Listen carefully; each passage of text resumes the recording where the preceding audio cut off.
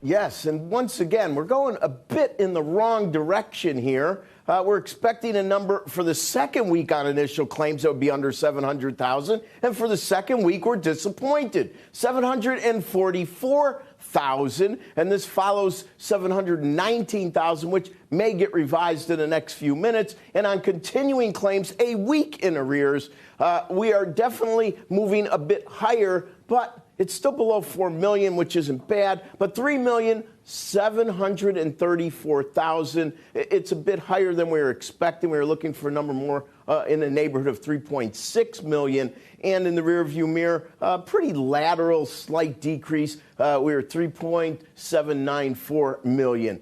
Interest rates are hovering in the mid-160s. And do keep in mind, the high yield close from, I believe it was the 31st, is 174. So we're 10 basis points below that. And it seems that those 10 basis points are quite magical because all of a sudden it seems though the NASDAQ all of a sudden doesn't seem very concerned about interest rates. I will stick with the same story, and that is the retracements, the amount of give back on long-dated treasuries and maybe sovereigns in general, the high-quality ones, has been very minimal. So even though we're down 10 basis points, it's still quite sticky, although we're not near the highest yield levels. Andrew, back to you. Thank you. We're going to jump over to Steve Leisman now, who's got some analysis on those numbers. Steve.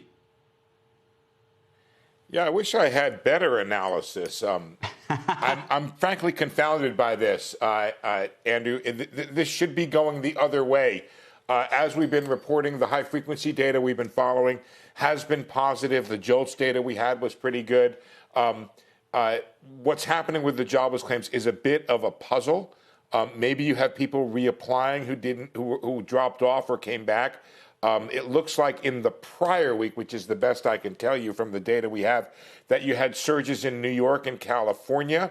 I don't hear, and maybe you guys can add to that you have renewed shutdowns in those two states. We do know we've had surges in the Midwest. We should have reopenings happening here. I can tell you that the total number of claims, again, we have to go back 2 weeks now to March 20th, did come down. So at a time when we were reporting the bigger data that was showing the job market improving, indeed, this data also was improving when you had a reduction down to 18.1 million people still receiving some sort of benefits.